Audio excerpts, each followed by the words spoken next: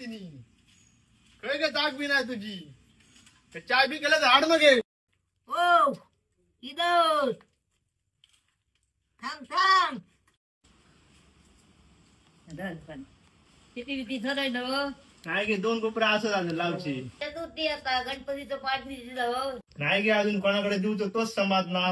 गेल्या वर्षी याच्याकडे दिलंय ना त्यांनी काय खास करूक नाही त्यामुळे यंदा दुसरं पेंटर बघतोय मी जावं काय का अरे उमरशी तर जाम रे आमच्या हुमरशी कोण रे रे गीतेश मिस्त्री 2 वर्ष आली शाळा उघडून तुका माहित ना